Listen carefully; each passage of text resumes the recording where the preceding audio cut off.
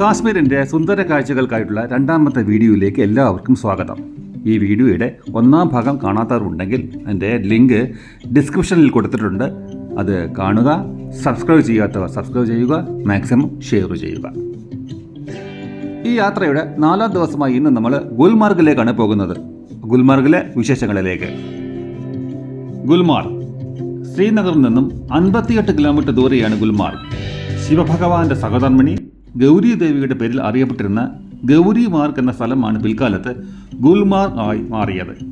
യാത്രയിലുടനീളം മഞ്ഞു പെയ്തിറങ്ങിയ മനോഹാരിത കണ്ട് ഞങ്ങൾ ഗുൽമാർഗിലെത്തി. ഗുൽമാർഗിലെത്തിയാൽ കാലാവസ്ഥയ്ക്ക് അനുകൂലമായ ഡ്രസ്സ്, ബൂട്ട്, ഗ്ലൗസ്, തൊപ്പിയൊക്കെ അവിടെ വാടകയ്ക്ക് ലഭിക്കും. അത് ധരിച്ചുകൊണ്ടുള്ള യാത്രയാണ് സുരക്ഷിതം. ഗുൽമാർഗ് വരെ മാത്രമേ നമ്മുടെ വാഹനങ്ങൾ കയറ്റിവിടുകയുള്ളൂ. അവിടെ നിന്നും ഡ്രൈവറോട് കൂടി ATV ബൈക്ക് വാടകയ്ക്ക് ലഭിക്കും. ബൈക്ക് വാടകയ്ക്കെടുത്താൽ gondola cable car starting point വരെയും അവിടെ നിന്നും കേബിൾ കാർ യാത്രയ്ക്ക് ശേഷം ഗുൽമാർഗ് വരെ തിരിച്ചും അവർ നമ്മളോടൊപ്പം ഉണ്ടാകും. ചിലപ്പോൾ വരുന്നതും പോകുന്നതും വ്യത്യസ്തങ്ങളായ ബൈക്കുകളും ഡ്രൈവർമാരുമായിരിക്കും. പക്ഷേ കുഴപ്പമില്ല.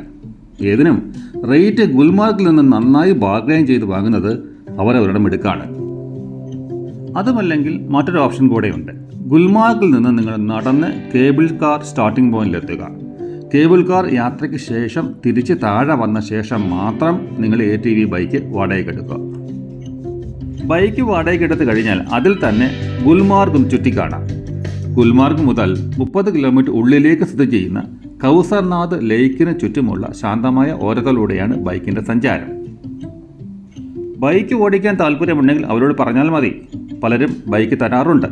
ബൈക്ക് എന്ന് പറഞ്ഞാൽ ATV ബൈക്കാണ്. 4 വീലുള്ള ബൈക്കാണ്. യാത്രയ്ക്കിടെ ഇഷ്ടമുള്ള സ്ഥലങ്ങളിലൊക്കെ നിർത്തി ഫോട്ടോ എടുക്കാൻ മറക്കരുത്. ബൈക്കിനോടൊപ്പം ഫോട്ടോ എടുക്കാം. ഡ്രൈവിംഗ് ഫോട്ടോകളും എടുക്കാം. ഏതിനും ATV ബൈക്ക് യാത്ര, ആൾ ടെറൈൻ വെഹിക്കിൾ യാത്ര നഷ്ടപ്പെടുത്തരുത്. ഇനി ഗൊണ്ടോള കേബിൾ കാർ വിശേഷങ്ങളിലേക്ക് പോകാം. ഗൊണ്ടോള കേബിൾ കാറാണ് ഗുൽമാർഗിലെ പ്രധാന ആകർഷണം. ഗുൽമാർഗിൻ്റെ ആകാശ കാഴ്ചകൾക്കുള്ള ഒരു അവസരം. സമുദ്രനിരപ്പിൽ നിന്നും 13,500 അടിയോളം ഉയരത്തിലുള്ള ഈ പ്രദേശത്തിൻ്റെ ആകാശ കാഴ്ചകൾ 2 ഫേസുകളിലൂടെയാണ് ക്രമീകരിച്ചിരിക്കുന്നത്. First phase and second phase. First phase ഗുൽമാർഗിൽ നിന്നും കോങ്തൂർ വരെയും സെക്കൻഡ് ഫേസ് കോങ്തൂരിൽ നിന്നും അഫ്രാത്ത് വരെയുമാണ്. രണ്ടും കൂടി ഏകദേശം 5 കിലോമീറ്റർ യാത്രയുണ്ട്. കേബിൾ കാറിൽ ഇരുന്ന് കാണുന്ന ഹിമാലയൻ പർവ്വതനിരകളുടെയും സ്നോ വീണ് നിറഞ്ഞു നിൽക്കുന്ന ഭൂപ്രദേശങ്ങളുടെയും കാഴ്ചകൾ വളരെ രസകരമാണ്. 2 ഫേസുകളിൽ എത്തുമ്പോഴും അവിടെ ഇറങ്ങി കറങ്ങി നടന്ന് പരിസരങ്ങൾ വീക്ഷിക്കാനും ആസ്വദിക്കാനും ഒക്കെ അവസരങ്ങളുണ്ട്. ഒരു പ്രത്യേക കാര്യം ശ്രദ്ധിക്കുക. കാശ്മീർ യാത്രയ്ക്ക് പോകുന്നവർ ഗൊണ്ടോല കേബിൾ കാറിൻ്റെ ടിക്കറ്റ് നാട്ടിൽ നിന്ന് തന്നെ വളരെ നേരത്തെ ഓൺലൈൻ ചെയ്ത് വേണം പോകുവാൻ. അവിടെ നേരിട്ട് ടിക്കറ്റ് ലഭിക്കില്ല. കൗണ്ടർ മുഖേന മുൻകാലങ്ങളിൽ ടിക്കറ്റ് ലഭിച്ചിട്ടുണ്ടെങ്കിലും പലരുടെയും മിസ്യൂസ് മുഖാന്തരം ആ വ്യവസ്ഥകളൊക്കെ നിർത്തിവച്ചിരിക്കുകയാണ്. ഗുൽമാർഗിന്റെ സൗന്ദര്യ കാഴ്ചകൾക്ക് ശേഷം ഹോട്ടലിലേക്ക് പോകുന്ന വഴി ഒരു അപ്രതീക്ഷിത മഴ. വെറും മഴയല്ല, വെള്ളത്തുള്ളികളോട് കൂടി കൊച്ചു കൊച്ചു ഐസ് കെട്ടകളും നന്നായി വീഴുന്നുണ്ട്. നമ്മുടെ ആലിപ്പഴ മഴ പോലെ.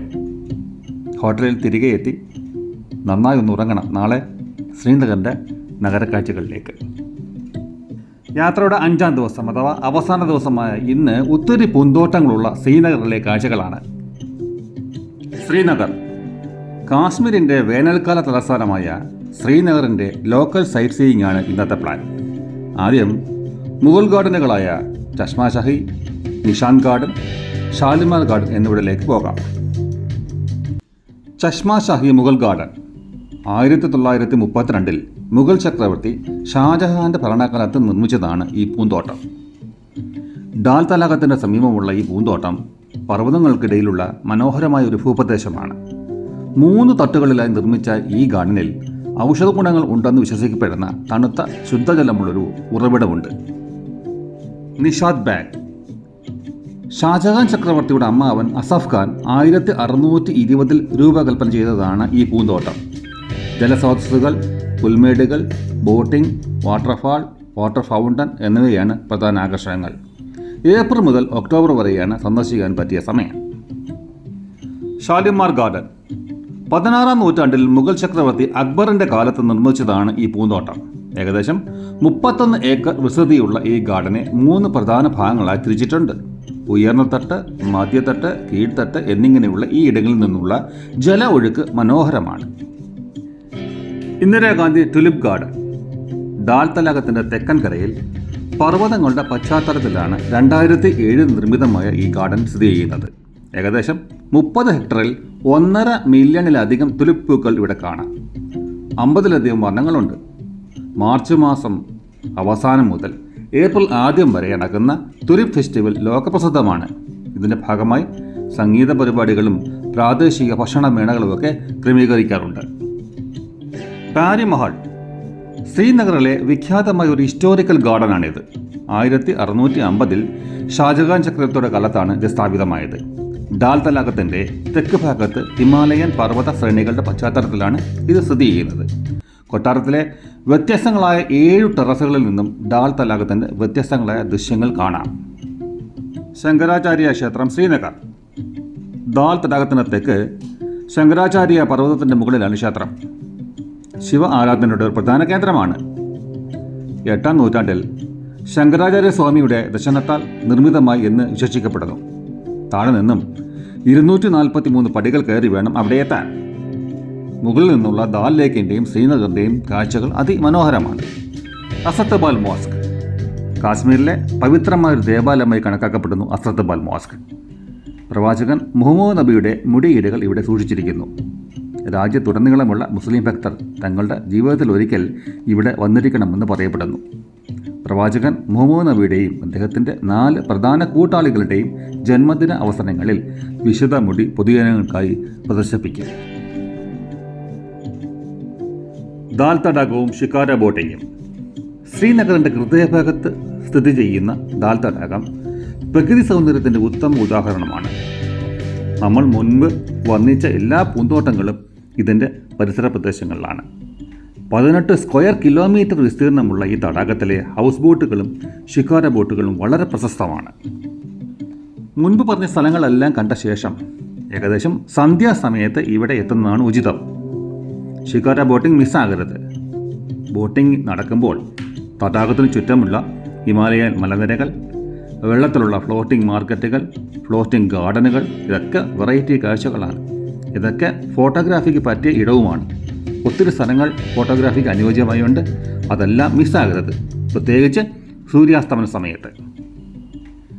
ഷിക്കാര ബോട്ടിൽ നമ്മൾ പോകുമ്പോൾ ബോട്ട് വഴിയുള്ള വ്യാപാരം സന്ദർശകർക്ക് വിചിത്രമായ അനുഭവമായിരിക്കും.